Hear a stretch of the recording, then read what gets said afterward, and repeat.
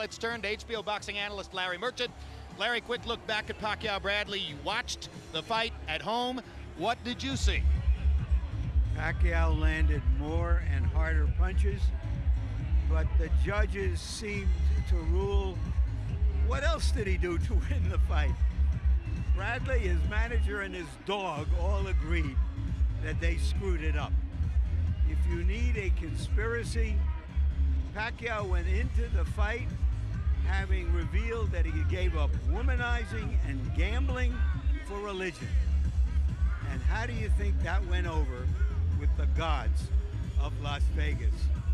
So now we move to from an outrage to the outdoors. Yeah, and just for the record, our Roy Jones, the other analyst here tonight, is one of many elite fighters who are on record as saying that was a decision that dishonored the sport. Now let's quickly look ahead to what's upcoming on HBO here in the next several weeks. Immediately following tonight's live boxing, stick around for my new show, The Fight Game, a 30-minute live report on the scoring controversy from last week's Pacquiao-Bradley fight. July 7, Boxing After Dark returns with 122-pound champion Nonito Donaire facing off with Jeffrey Matabulo of South Africa, and a 168-pound matchup between Kelly Pavlik and Will Rosinski. 1 week later, British star and former 140-pound champ Amir Khan takes on Philadelphia's Danny Garcia, with Garcia's 140-pound title belt at stake. July 21, 130-pound champ Adrian Broner takes on Vicente Escobedo, and Marcos Maidana faces Keith Thurman. August 7, it's the premiere of Hard Knocks training camp with the Miami Dolphins. Go behind the scenes for 5 weeks of training camp with rookie head coach Joe Philbin, Reggie Bush, and newly acquired Chad Ochocinco as the Miami Dolphins prepare for the upcoming NFL season. And finally, on September 8th, two top American fighters, Andre Ward and Chad Dawson, square off with 168-pound supremacy on the line. And Antonio DeMarco defends his 135-pound title against John Molina. For all that and more, log on to HBO.com. Back live at ringside in El Paso now, where we turn to HBO World Championship boxing expert Roy Jones. Roy, on paper, this is a matchup between a sit-down body puncher in Chavez and a stand-up boxer-puncher in Andy Lee. What happens in that kind of a matchup? Usually when you get a matchup like that, you get a fight that you've been looking for a long time, especially in an 18-foot ring. And I hear it's 18 by 17.6, so that's a very small ring, a very good chance that Chavez will be able to catch up with the taller Andy Lee. And what we'll have to see tonight is, can Andy Lee sustain the pressure from Julio Cesar Chavez Jr.? No paint jobs tonight. Both guys are going to land some shots, right? They're going to land shots, and they're going to land plenty of them. All right. Should be some hard punching in this fight. Turning now to Larry Merchant. Larry, many people are saying that last week's decision, Pacquiao-Bradley, is once again the death of boxing. Will tonight's fight between Lee and Chavez now resurrect it? Jim, nothing will kill boxing and nothing can save it. Boxing is of itself, born with a black eye and sometimes disposed to blacken its other eye. This fight almost didn't happen because some concerned citizens in Texas felt that there would be waves of drug gangs coming over from Mexico right over there and doing who knows what. The compromise, no beer sales tonight at a prize fight. We roll on. And the format calls for the fighters to walk to the ring now, but there has been a delay in Julio Cesar Chavez's dressing room. It took a while for him to provide a urine sample. Andy Lee has been gloved up and warming up for quite some time. We're told that in the other dressing room, Chavez tried and failed to provide a urine sample, and the Texas State Commission has elected to take the sample after the fight. Incidentally, in the foreground there, you see Andy Lee's trainer, Emmanuel Stewart, and he has an extremely deep and close relationship with Andy. Andy Lee has lived in Stewart's house in Detroit for 7 years. He's truly like a son to him. Larry, for our first fill element here, let's turn to the middleweight divisional picture graphic, and you run through it for us. Tell us what's going on in this neighborhood. Well, it's now an international division. Sergio Martinez, the Argentine, is recognized as the middleweight champion, but there are 3 fights coming up that will winnow the field down. Tonight's fight, Chavez and Lee for a title, then Sturm, the longtime German title holder, against an Australian, Danny Gill. And then on HBO, 2 Eastern Europeans, Perot and Golovkin. And when all that's winnowed down, Jim, to 1 or 2 guys, then the sanctioning bodies will find a way to expand it up to 8 or 10 again. There are scenarios under which either winner tonight, Chavez or Lee, could be expected to fight Sergio Martinez in the fall, but that kind of speculation has come a cropper before, so we wait to see if it will actually happen. Martinez, as you know, has had great difficulty trying to get the top middleweights into the ring with them. Meanwhile, there's considerable question in this locale as to whether Andy Lee could get a fair shake from the judges if in fact the fight went to the scorecards. But we are not dealing exclusively with local Texas judges here, as was the case in Nevada last week. So let's turn to Harold Letterman now. And Harold, why don't you run down for us the 3 men who will officially score the fight? I got to tell you, Jim, I'm really impressed with the 3 judges working tonight. Ray Danseco, a terrific young kid. I mean, this kid really is terrific. He worked Hopkins, Pascal, and he definitely had the right score, 116-112 for Bernard Hopkins. He's good. John Kane from the Philippines, you know, he is so honest that he had Andre Ward winning by 8 points over Carl Frosch in Atlantic City, while the other judges only had Andre Ward by 2 points, and that was wrong. Kane, you know, a guy who will vote for the winner every time, been judging since 1994, excellent pick. Jesse Reyes, the best young judge in Texas, the best judge in Texas. He's a young guy. We see he worked Shane Mosley, Canelo Alvarez, but he's worked numerous fights. He worked a fight with my daughter for a flyweight title fight in Mexico, where all 3 judges had it exactly the same in a very close fight involving Edgar Sosa. Good judge. I think he'll do a fine job tonight. All right, we are told that Julio Cesar Chavez will require a little bit more time to warm up, this despite the fact that it was close to 100 degrees a couple of hours ago, but it has cooled off considerably. We're going to take a look now at a profile of Chavez's punches, and Roy Jones, we're going to look at the fact that he throws, I think the number is 38% of his landed punches are body shots. That may be the highest percentage for any elite fighter in the sport, right? Yeah, it could be, but it's because of his style of boxing. You know, he's a straight ahead type of guy. He doesn't do a lot of movement, which allows him to have to break a guy down. Well, if you're going to be a breakdown fighter, you got to go in and take that body out. They say in the old days, kill the body and the head will die. Now, by contrast, Andy Lee lands 416 punches in the 2 fights that CompuBox counted for him and for which they did a punch zone report, and you see that the number of body shots landed was only 14%. Is that relatively low, or is that average in your view? I think that's average in European, because most of those guys are kind of straight up fighters who look to punch at the head mostly. They aim at their main target. So they don't really look to break guys down from the body shots. They look to more, say, to outpoint you. And when they're trying to outpoint you, they know the head shots count mostly when it comes to outpointing somebody. But I can guarantee you one thing, Jim. The judges may have been upset with Pacquiao's delay last week, but I bet you they will not be upset with this man and his delay tonight. Interesting comment. Of course, Manny Pacquiao disappeared down the hallway from his dressing room prior to the fight last week and was gone for what seemed like a half hour or more, loosening up his calves, and Roy Jones suggesting there, provocatively, that maybe the ringside judges weren't exactly thrilled with having to wait. So there you see Chavez warming up with his trainer, Freddie Roach. A few months ago, his last fight took place here in Texas, and incidentally, he had trouble providing a urine sample that night as well. It came against Mexican veteran Marco Antonio Rubio, who last year had a spectacular knockout of a young middleweight prospect from Canada named David Lemieux. And that was the story going into this fight. But Larry, before a good-sized crowd in San Antonio, Rubio was up against it because Chavez came into the ring weighing 180 pounds. I think, Jim, that was a kind of a near-death experience for a young fighter. He himself exclaimed after the fight, "I could not beat Martinez under these conditions," that he allowed to happen, basically. So I think he's gone back to school on that fight, and he does come in what seems to be more reasonable shape tonight. Roy, in the late rounds, with about a 12-pound functional weight advantage in the ring, Chavez was leaning on Rubio, and Rubio was reduced to arm punching against a guy who at that point was something like a wall. Yeah, it's a wall because of how much weight he's able to gain. And to me, that was kind of a positive early in his career because it always gave him a substantial size advantage on his opponents. Now, tonight, I don't think he'll go up as high because I think he got down in weight a little quicker. But the bad part of that is Andy Lee may be the tallest or, say, biggest middleweight that he's faced.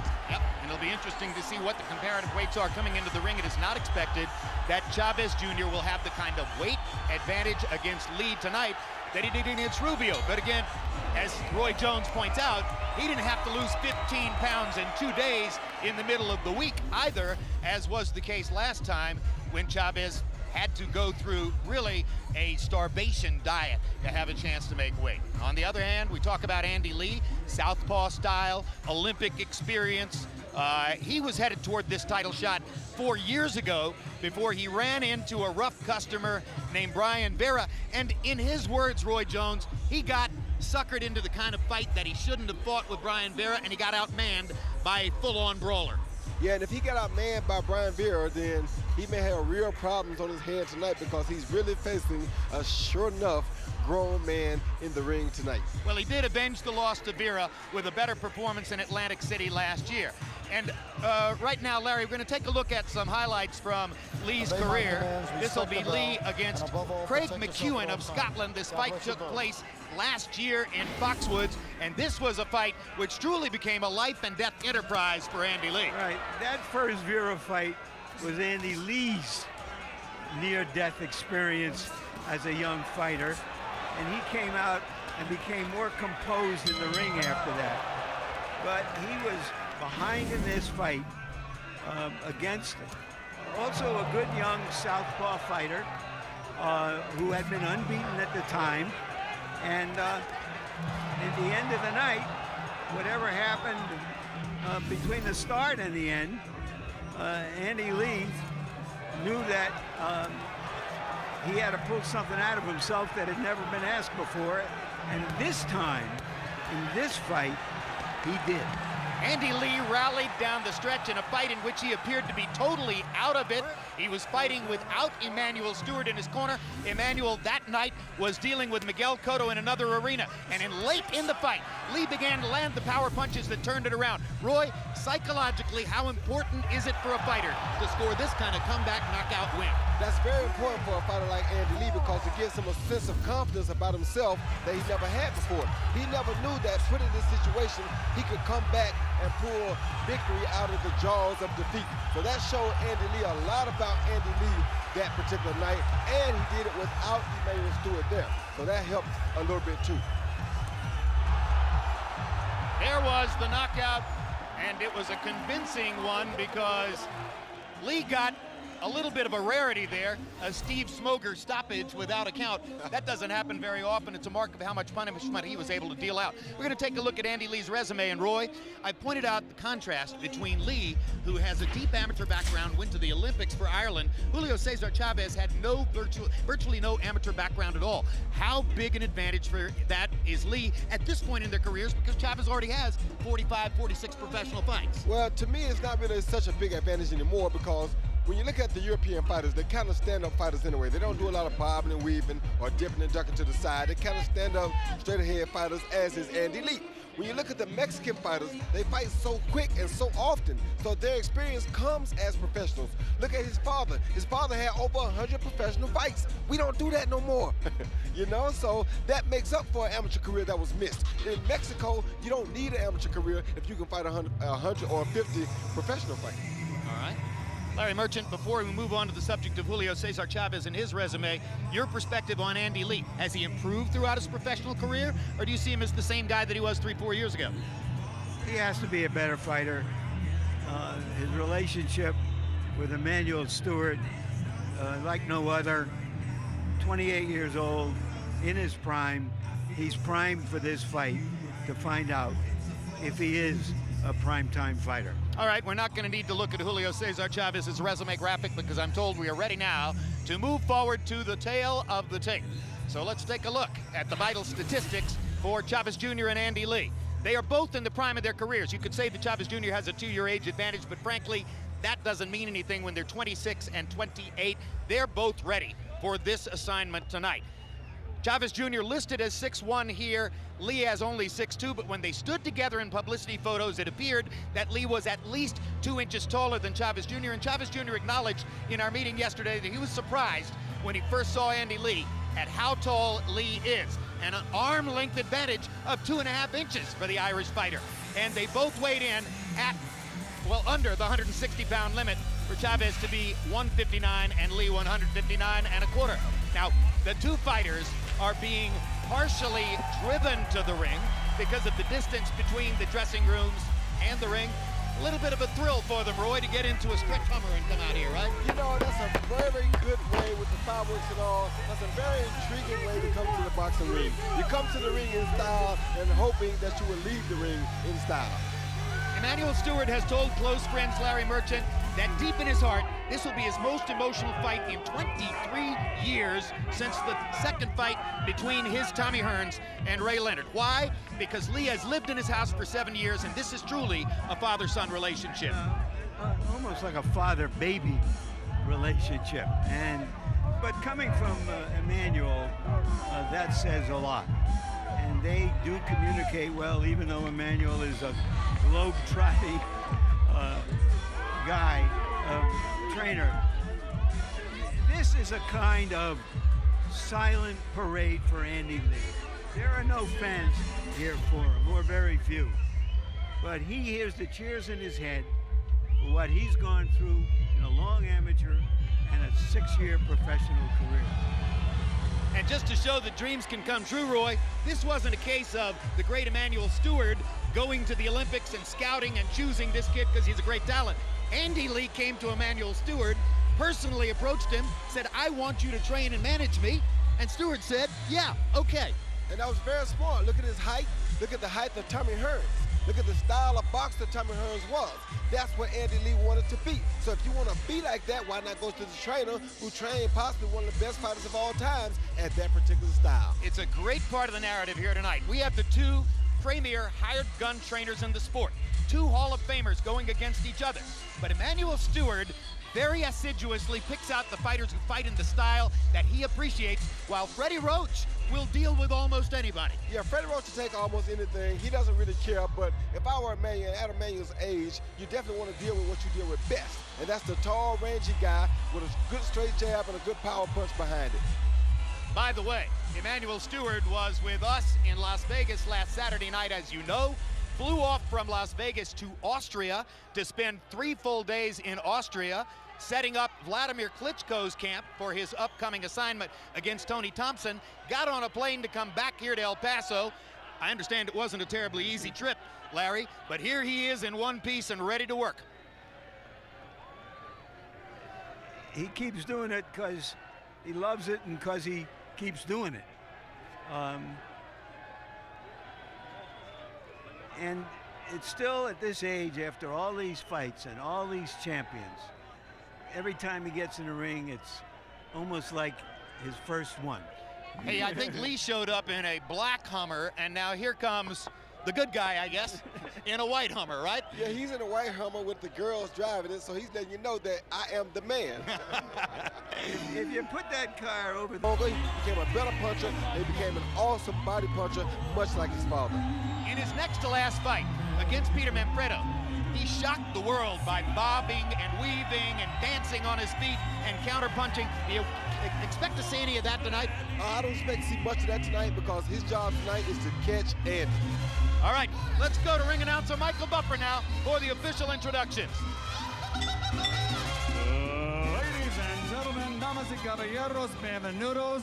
Welcome to Sun Bowl Stadium, University of Texas, El Paso, and the main event of the evening. 12 rounds of boxing for the WBC Middleweight Championship of the World. Presented by Bob Arum's Top Rank Incorporated in association with Zanfer Promotions and DeBella Entertainment. Sponsored by the city of El Paso, Texas, the safest city in America. Visit elpaso.com. Along with AT&T, Rethink Possible, and Tecate con Carácter. Sanctioned by the Texas Department of Licensing and Regulation, Chairman William Kuntz, Boxing Administrator Dickie Coles. And the World Boxing Council, President Jose Sullivan, Supervisor Alberto Leon. This contest is dedicated to the memory of Johnny Tapia and Teofilo Stevenson. At ringside, the 3 judges scoring this bout. From the Philippines, Ray Danseco. From England, John Kane. And from Texas, Jesse Reyes. And inside the ring, in charge of the action at the bell, from Texas, your referee, Lawrence Cole. And now, the officials are ready. The fighters are ready.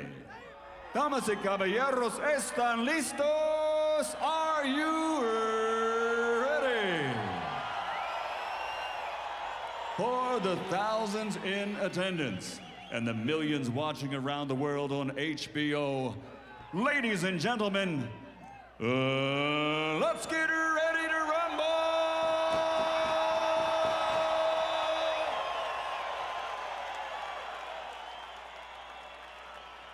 Fighting out of the blue corner, with Hall of Fame trainer Emmanuel Stewart wearing Kronk gold.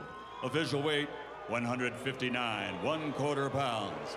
This 2004 Olympian now has a professional record of 28 victories, including 20 knockouts, with only 1 defeat. He is the challenger, and he is the fighting pride of Limerick, Ireland, one of the top-ranked middleweight contenders in the world, Irish, Andy Lee.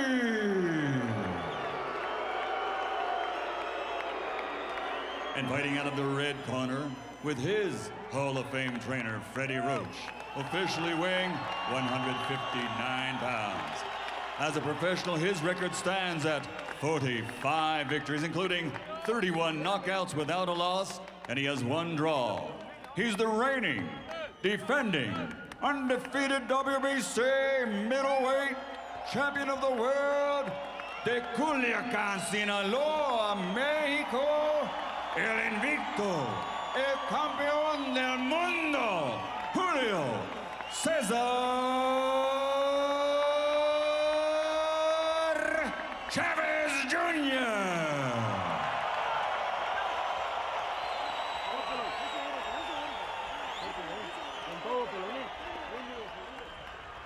Julio.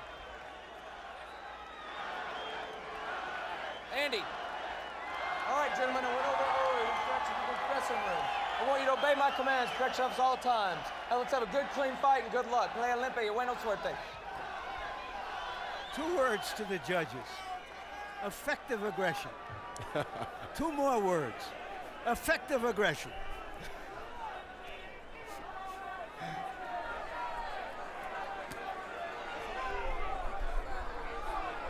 I got a better idea.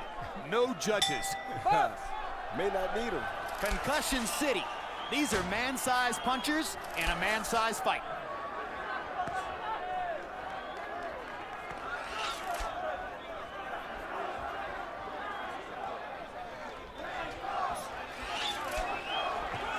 Role reversal at the start with Lee pressing Chavez. Well, I kind of expected that. I just hope Andy Lee doesn't bag straight up too often, because if he does, he'll find himself sitting down. It's regarded as a given, Roy, that Julio Cesar Chavez would have trouble winning the fight from the outside. So he's just looking for the moment when he's going to step in, or at least that's what we expect, right? Yeah, that's what we're thinking. Looks like Andy Lee is going to make it tough for him to get in, though. Lee has a pretty good jab, excellent straight left hand, and maybe his best punch is his quick right hook. It's kind of a dream in the Lee camp. He can catch Chavez with some of those quick right hooks when Julio Cesar Chavez does not see them coming. Yeah, I don't think that was a foul then, but... Well, Lawrence Cole is a referee who has been frequently criticized in the boxing world. And maybe some of that criticism goes to the fact that he is the son of the chairman of the Texas State Commission. But he's had a lot of big fight assignments here in Texas, and some of them haven't gone all that well. Good quick right hook by Lee. Chavez lands the left upstairs. You gotta love Lee's jab early though. The jab is what's controlling the fight for him right now. If he does this all night, he can make it a long night for Chavez Jr. Okay. Chavez comes in with a left hook. Good punch. Now Chavez begins to step into the distance where he can begin to work and do damage. Right and the left by Chavez. And that's where Lee has to get that head down. And goes back to working his jab. That's the first straight left hand up the middle Lee tries. Falls just a little short. Lee again lands the jab as Chavez just bull rushes. No angle.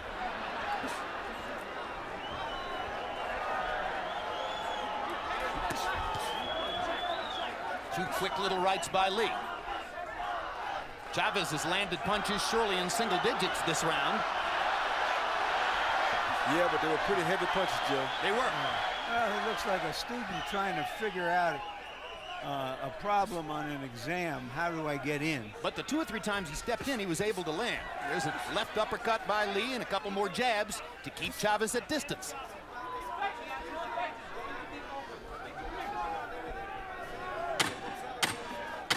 Low activity round for Chavez.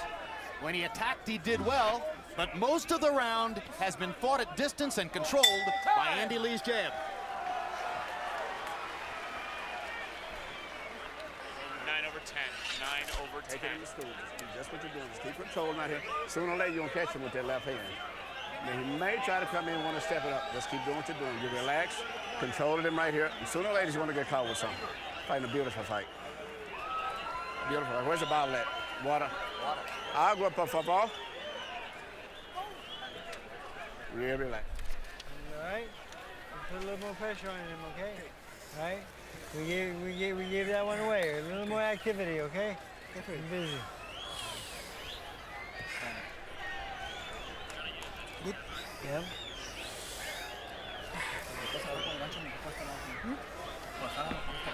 Here you see Chavez Jr. use his dad's old trick and step up and feint the right hand and come with the left hook and boom, right on the chin. What a great shot by Chavez Jr. His best punch of the round by far.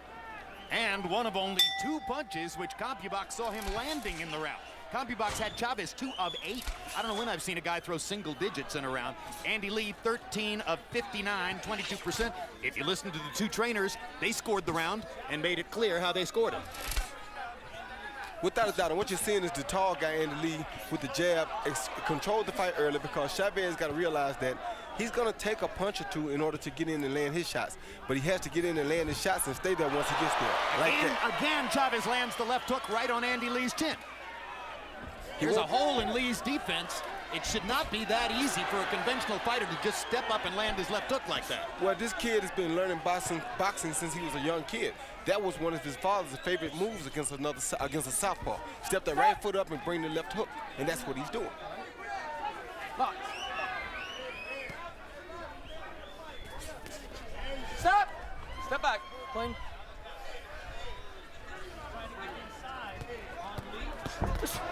Good left hand by Chavez.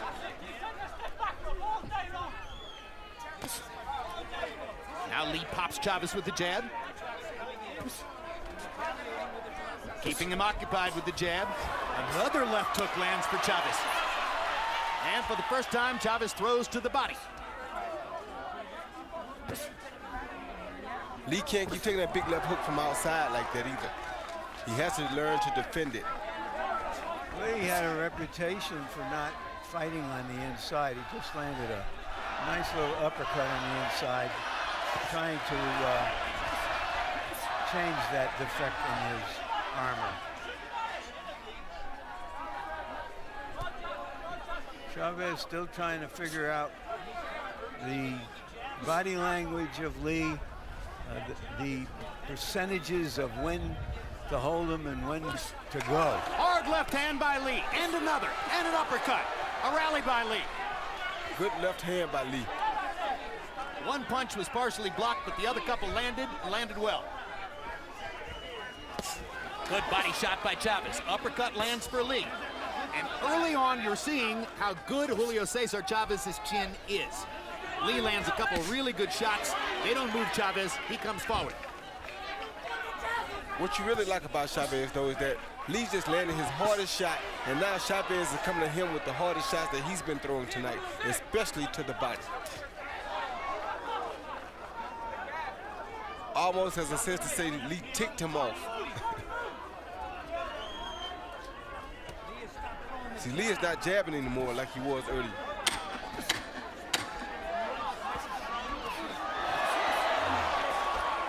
He's allowing Chavez to just walk in. You can't beat him like that. Time! There was a moment in Julio Cesar Chavez Sr.'s career when that terrific left hook had won him 93 fights without a defeat. As Roy pointed out, wound up with more than 100 professional fights in his career. You don't see that anymore. Tuesday night, catch the next edition of Real Sports as we visit with former NBA head coaching legend Phil Jackson, currently contemplating a possible return to the NBA, where he won 11 titles with the Chicago Bulls and the Los Angeles Lakers. July 7 on Boxing After Dark, Nonito Donaire defends his 122-pound title against Jeffrey Matabula of South Africa. And former middleweight champion Kelly Pavlik faces Will Rosinski in a 168-pound matchup. Good run, okay? Keep that pressure on him a little bit more, okay? All right? Here you see the best punch that Andy Lee has landed tonight. He threw a right jab, followed by a straight left hand with under jab, followed by a straight left hand that landed high on the head of Chavez Jr., but that shot seemed to wake Chavez Jr. up and make him realize, okay, that's enough. Now I got to get to this guy. Second round was closer than the first. It's still a fight between the activity of Lee and some very good shots from him and the harder shots that Chavez has been able to land stepping up inside. Not as many, but eye-catchingly hard. When Lee was 12 years old, he watched Oscar De La Hoya fight here. And by the third round, the fight was over. We never got to a third round. One of the most unusual nights I can ever remember in boxing history. We had more than 46,000 people in the stadium that night, and to my eyes, well more than half of them were women. It's the only time I've ever been in a sports event, Roy, where I saw groups of 4, 5, and 6 women coming in here with no men. They had clearly gone and bought the tickets themselves. Well, that was an absolutely beautiful night. Yes, it was. And it was the height of De La Hoya's career, of course. Good right hand by Chavez Jr. right there.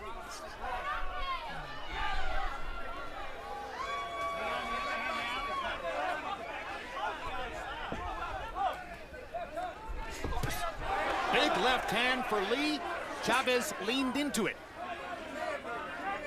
The one thing we got to watch for here, though, is that Lee faded a little bit in the McEwen fight, in the middle parts of the fight. He cannot fade in the middle part of this fight because Chavez is only going to get stronger as this fight goes. Lee also faded in his only loss against Brian Vera, wound up with a technical knockout loss, although he never touched the canvas. Neither fighter has ever been knocked down in his professional career.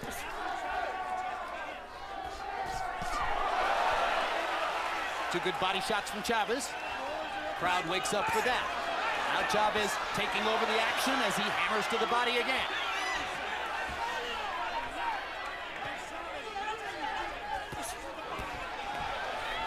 More and more it looks, Roy, if they fight in the center of the ring, Lee has the advantage. If they go to the ropes, Chavez may have a chance to take over. He does, and the problem is Lee is not throwing enough punches to keep him at bay, and he's not using his jab as much as he was earlier. See, if he right hook for Lee, Chavez, 2 shots to the body. Exactly. If Lee would use that jab as a stabbing pole to measure his left hand and make a good left hand come down the pipe, then Chavez would respect him a little bit more. But he's not. In Chavez's title-gaining win against Sebastian Spicht of Switzerland about a year and a half ago, 2 judges scored the first 4 rounds against him, and a third scored it 3-1 after the first 4 rounds. He got a slow start in that fight and then rolled through the late rounds on his body shots to win a decision. And to me, that's why they would take the Andy Lee fight, because Andy Lee always gets weak in the middle of the fight, then he comes back.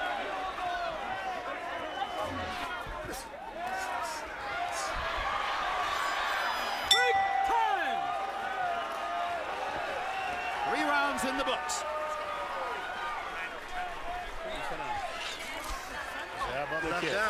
You win it. You won that round, okay? So you're up 2-1. But just keep boxing him outside out here, okay?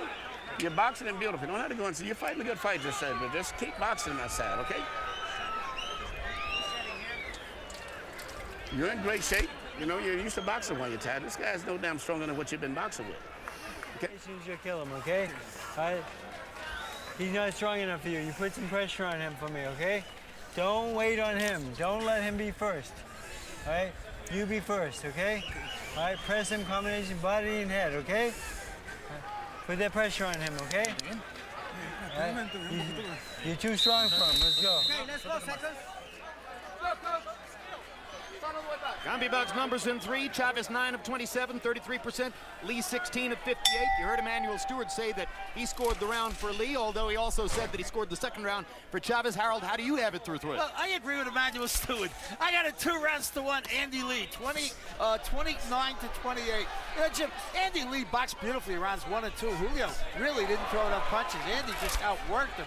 But in round 3, Chavez got inside, showed who's got more power in this fight. I mean, when Julio lands, he lands an awful lot harder than Andy Lee. So I thought Julio did pull out the 3rd round by, really whacking him on the inside.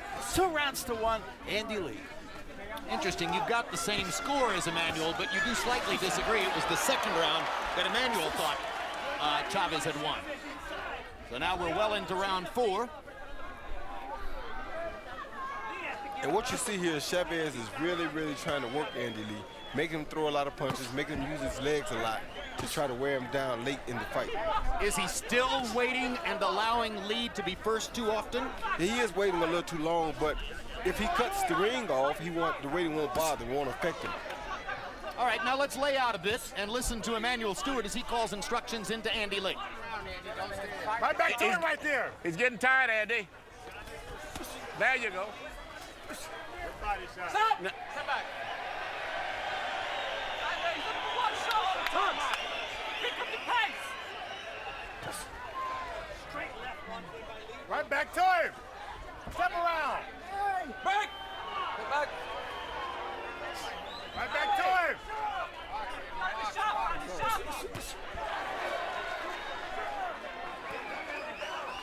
Well, Emmanuel said right back to him, and Lee produced a 3-punch combination.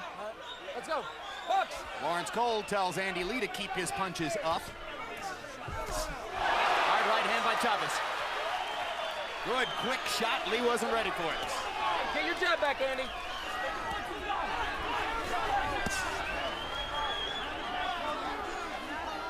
Cole told Lee to keep him up, but then didn't see the left hand that Chavez landed on the hip. I don't think he's paying any attention anyway. Uppercut by Lee. What a chin Chavez has. Took it, absorbed it, rallied back with 5 or 6 shots. He landed his own uppercut too good, though, Jim. Hard right hand by Chavez. Good comeback by Lee right there. Lee is doing a good job of staying low and staying set to punch. Body shot by Chavez, that one hurt. Good right hook by Lee. That's Andy Lee's best punch. Misses with that right hook. They are testing each other Hard right hand by Chavez, and another. Andy Lee's chin stands up too.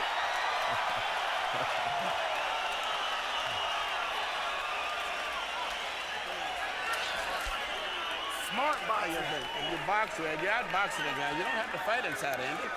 Box the man. You understand? Your head as long as you're boxing it. And get yourself together and just talk to yourself. Now, this is it, man. This ain't no second chance. Get out and box him. He's getting tired, too. You don't realize he's getting tired also. But just make him have to move and have to pivot outside. You can see his tiredness. You're leaning in there, letting him rest. Okay, get to boxing. Because he's going to get back to boxing. Here you see early in the round, Chavez pivots around with a right hand. Andy wasn't ready for it. Bam, right on the chin, right in the mouthpiece, you should say. Then they come back and Chavez lands a left uppercut while Andy lands a right uppercut. Both land left uppercuts. Beautiful uppercuts by both fighters. Power punches in round 4. Chavez 22 of 48, Lee 15 of 32. That means Chavez threw no jabs in the round because that was his overall CompuBox number as well, 22 of 48. Pretty clear to me, I think that Chavez probably won the 4th round. Seems like an even fight at this point, or close to it. And you heard what Emmanuel Stewart said to Andy Lee. This is your chance. Don't let it go to waste. Only problem we got with Andy is he got to go to the body a little bit more.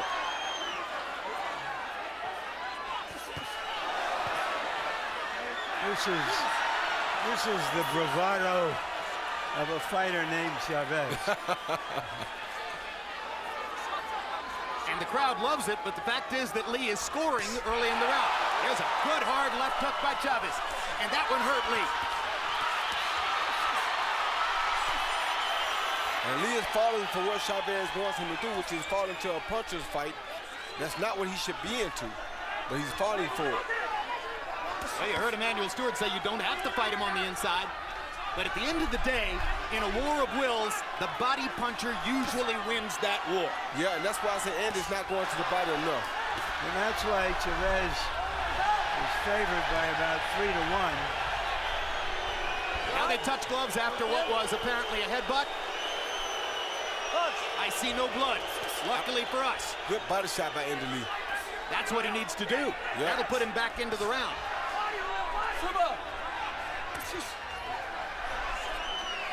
And Lee lands on the hip, just as Chavez did a while ago. And Chavez looks at Lawrence Cole like, wait a minute. Chavez better wake up and start throwing a few more punches, though. Because sometimes when you absorb this many big shots, it takes just as much out of you as if you had thrown the big shots. Hard left hand by Lee. Backs Chavez off. 1-2 by Lee. Good right hook. Lee is in front of him right now. Chavez needs to do something to get back in front of Lee like that. Straight right hand for Chavez. He's getting much better upstairs, no question about it.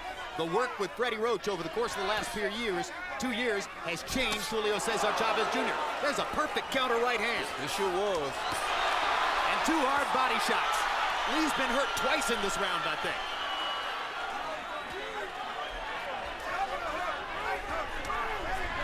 Good double hook by Lee, though. They're working. They both fighting a wonderful fight. Hard working fight. Going in, the thought was that Lee was the bigger puncher. But Chavez has shown that he's got the chin to deal with it. Now it's vice versa. Does Lee have the chin to deal with Chavez? Who thought Lee was the bigger puncher? Because that's who was crazy. Well, it doesn't look that way tonight. I mean, it certainly looks as though Chavez's blows, taken individually, do more damage. But Andy Lee has landed many more punches.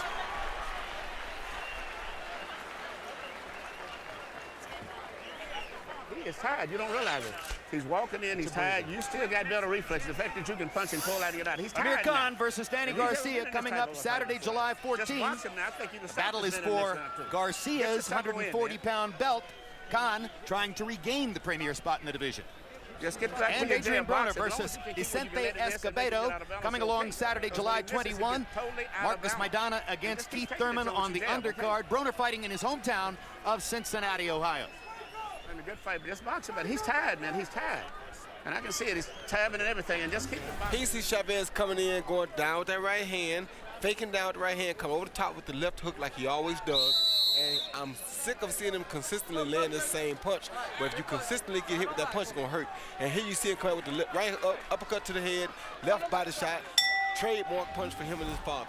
Good round. Chavez landed 19 of 39, nearly half of his punches. Lee landed 26 of 68. That was a 38% connect rate, and Lee's high connect rate for the fight. And our judge, Harold Letterman, obviously admired the harder shots from Chavez as he gave him the round. What do you think that Emmanuel Stewart is saying when he says he's tired? Is he concerned about Lee being tired? Yes, he's trying to just give Lee extra confidence because if he realizes this kid's last name, they don't get tired. Pick it up. It's hit round the cup. Our interpreter, Jerry Olaya, now tells us that in the corner between rounds, Julio Cesar Chavez complained to his trainer, Freddie Roach, of right leg cramps.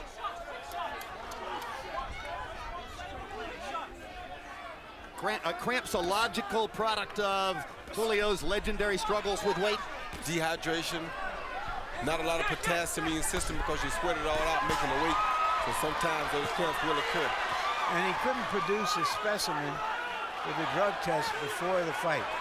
Apparently doesn't need full right leg power to throw body shots because he's hammering Lee in the corner over there once again. Yeah, and it's taking some of the steam off of Lee's punches as you're starting to see.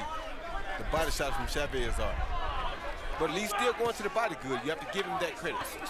Lee on the belt line. Lee 1-2 upstairs. Lee with the quick little right hook.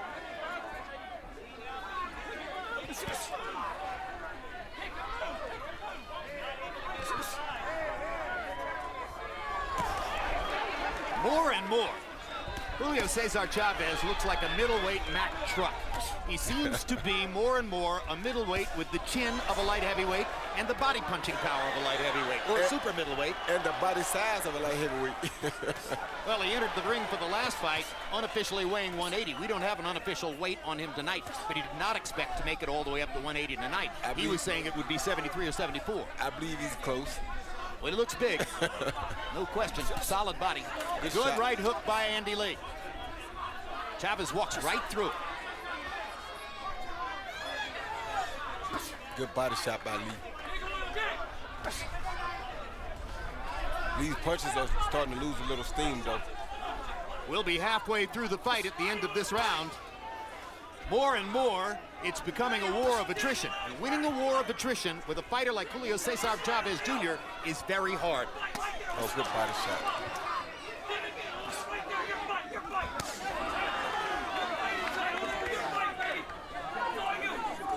Andy's not using straight left enough.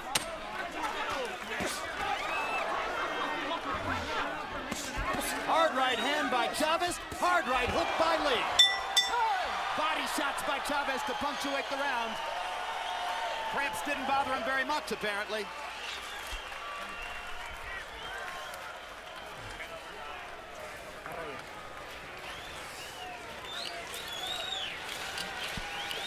Okay.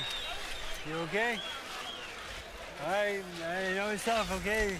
Hey, let's go champion, okay? All right, let's fight hard, okay? You put the pressure on him. You put him on the ropes. All right? Left uppercut. Dose. Body head. All right? Stretcha. And then he got something to bang and hold his body up on. Keep him out in the center of the ring and box his ass. Stop. Change the speeds. Quit loading up on the shots. You're hitting him, man. Just hit him. Just bing, bing, and get out. Pretty simple advice from Emmanuel Stewart. Take him back to the center of the ring and box his ass. Not that easy to do. I think he'd have done it if he could have done it. Power punches in round 6. Chavez 24 out of 50. He's landing at about a 50% rate. Lee 20 of 47. Harold, how do you have it through 6? Look at you. I had it 58-56. 4 rounds to 2. Julio Cesar Chavez Jr. You know, Jim, what I judge, and I think it's the right way to judge, is who's doing more damage in a round. And Andy Lee insists on standing there head-to-head, toe-to-toe, and banging with Julio Cesar Chavez Jr., and he can't outbang him. Julio hits too hard. He's doing more damage in 4 rounds in a row. Andy outworked him big time in rounds 1 and 2. But I tell you, since then, 3, 4, 5, and 6, Julio gets inside, he hits him, he stabs his head back. Andy Lee looks like he's been in a war. Julio looked like he had a mark on him. 4-2 Chavez. I have it 3 each. And Andy seems to have a swelling on that left eye now. It's all about the power of Chavez shots. And more, Lee is being reduced to an arm puncher as Chavez hammers his body and takes his power away. So big for a middleweight, Jim. This is what people don't understand. This is where that size differential comes into play at. When a guy's this big and leaning and banging on you and he can punch for real, it's very hard for you to match him pound for pound with punching power. And that's what Lee's trying to do, and he's not going to win the fight fighting this type of a fight. Larry, could he have been this kind of fighter in the era when they weighed in on the day of the fight? Well, if he wanted to fight at light heavyweight.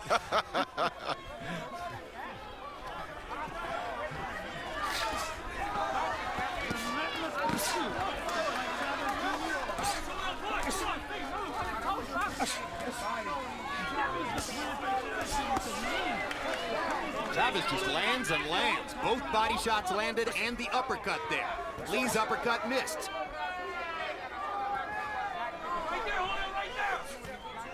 And more, when Lee lands, it doesn't mean much. Chavez is just walking through it, pounding Lee to the body, hammering him against the ropes in the corner. There he is. He's out. We've got a knockout coming. Lee's badly hurt. Lawrence Cole's going to stop the fight. Technical technical knockout for Julio Cesar Chavez as he hammered Andy Lee into submission. This was not a black eye, another black eye for boxing. That's why I said earlier, we roll on. A brilliant fight. An amazing display of power punching by Julio Cesar Chavez. Back at the beginning of his career, Roy, the notion that he could rise to the point where he could go in and take the measure of a former Olympic star, a guy with the pedigree of Lee, was regarded as ludicrous. What a fighter he's become. Yes, the guy has grown into a true prime-time prize fighter. Now I can't wait to see him and Martinez fight. Brilliant finishing burst by Chavez, mixing to the body and the head, and all night long he mixed brilliantly to the body and the head. I think sometimes he surprised Lee when he would come upstairs to lead in. Yeah, it's almost hereditary, you know. It looks so much like the old Julio Cesar Chavez of old when he's inside throwing the body shots, coming back up to the head. You don't find many fighters that can work the body like that and follow it off with headshots. Vicious headshots. En route to the 7th round TKO, Chavez landed 31 of 54 punches in the round. Lee was 10 of 47. There was a growing gap between them as the fight went on. The gap was strength and power. Chavez's chin is remarkable. His punching power, particularly to the body, is remarkable. His punching power upstairs is getting better. Freddie Roach is polishing a diamond. Let's go to Michael Buffer for the official particulars on the TKO. We have a stoppage of the contest at 2 minutes 21 seconds as referee Lawrence Cole steps in and calls a halt to the bout. The winner by TKO victory, still the undefeated WBC middleweight champion of the world, de Culiacán, Sinaloa, Mexico, Julio Cesar Chavez Jr.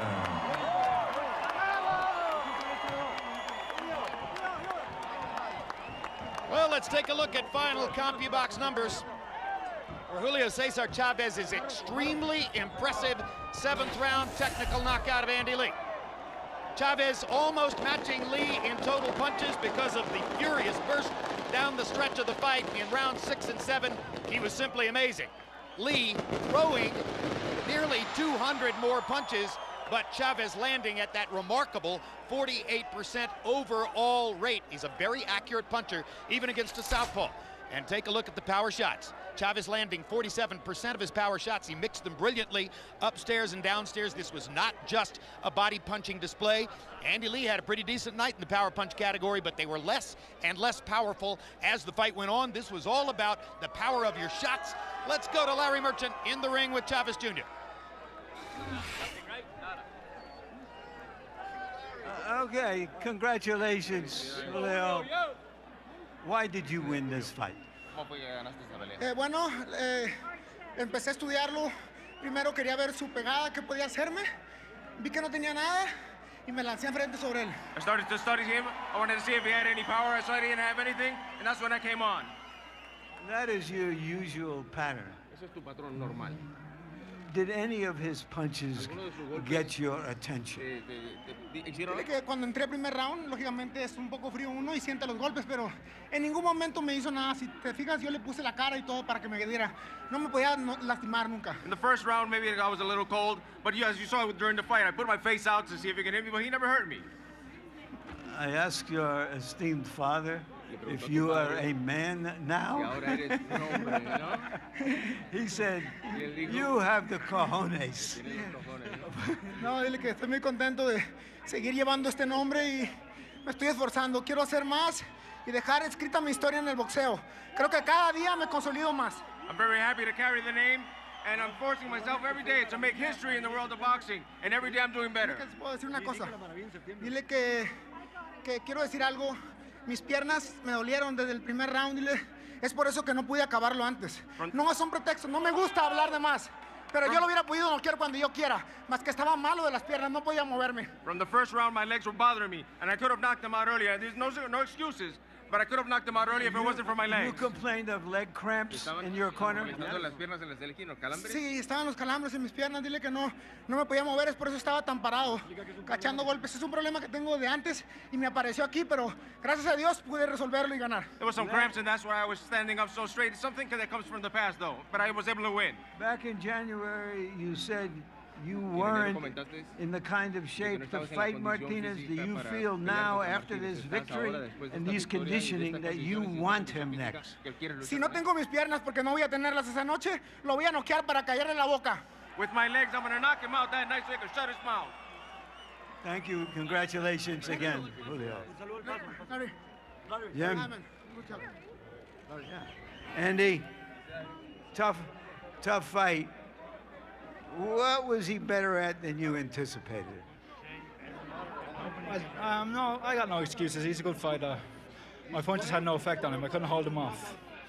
A lot of punches I were through there could have hurt a lot of people, but he just walked through them. And, so that you are a puncher, but he's got a chin that you have to beat him some other way. And he's a big middleweight. He's heavy, you know, and it's hard to move him with my shots. You know Martinez, you fought a lot of fights with him. You're in the same camp with him. Tell us what you think of Julio fighting Sergio Martinez. I think it's a tough fight for Sergio, just because of the size difference. And he's a lot better than people give him credit for. He's a champion for a reason. I know. You said he was a good fight for Sergio, or are you saying that because of the size difference, it's a hard fight? Hard fight for Sergio, because he's a big fighter. He's got a big heart and a good chin. And I give him I tip my hat to him. He's a good champion. Thank you, Andy, for a brave fight. Jim?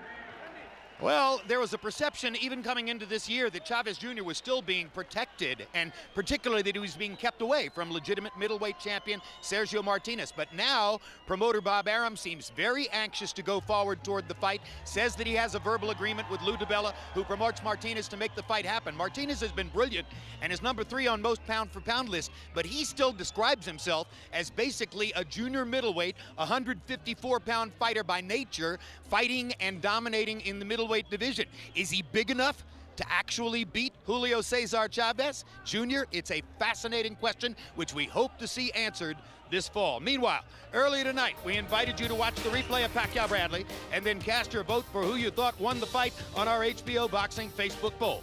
Let's take a look at what the results look like at this very moment. You watched the fight. 91% of you believe that Pacquiao won it. 7% of you believe that Bradley won it. And 2% believe it was a draw. Next on HBO, stay tuned for my live half-hour boxing show, The Fight Game, followed by 2 days, No Nido Donaire. And now for our entire crew, I'm Jim Lampley. Thank you for being with us for this edition of World Championship Boxing.